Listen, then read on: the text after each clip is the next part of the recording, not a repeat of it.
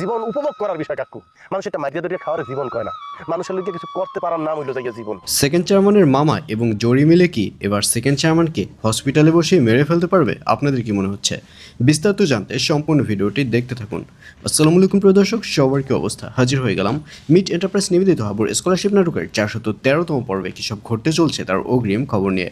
Alright, এই পর্বটি আরও বেশি ইন্টারেস্টিং হতে চলছে, কারণ ফাইনালি 413তম পর্বে আপনারা দেখতে পারবেন এবার পুলিশের লোকেরা হাবুকে ধরার জন্য এদিক ওদিক খোঁজাখুঁজি করবে, কিন্তু হাবুকে ধরতে পারবে না।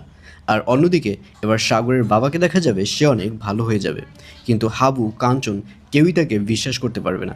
এবং এক পর্যায়ে সাগরের বাবাকে দেখা যাবে সে হাবুর পা ধরে কান্নাকাটি করবে। সাগরের বাবা বলবে, দয়া করে আমার কথা তোরা একটু বিশ্বাস কর, আমি ভালো হয়ে গেছি, আমি যে ভুল করেছি সেই ভুলের প্রায়শ্চিত্ত করতে চাই। আর এই কথা শুনে হাবু বলবে, ঠিক আছে, আপনার ভুলের প্রায়শ্চিত্ত অবশ্যই আপনি করবেন। যদি আপনি এতদিন যাবৎ যা যা অন্যায় করেছেন, যা যা ভুল করেছেন, সেগুলো যদি সবার সামনে, পুলিশের সামনে বলতে পারেন, তাহলেই আমরা আপনাকে ক্ষমা করে দেব। আর এই কথা শুনে এবার সাগরের বাবাও দেখা যাবে সেও ভালো হয়ে যাবে এবং পুলিশের কাছে আত্মসমর্পণ করবে এবং সেখানে গিয়ে বলবে হাবু নির্দোষ, হাবুকে শুধু শুধু সেকেন্ড চেয়ারম্যানের মামা এই ঝামেলার মধ্যে জড়াচ্ছে। এইসব বলতে দেখা যাবে সাগরের বাবাকে। আর এছাড়াও থাকবে আরও আশ্চর্যের সকল ঘটনা। সুতরাং সবাইকে হাবুর স্কলারশিপ নাটকের আগামী পর্ব দেখার আমন্ত্রণ রইল।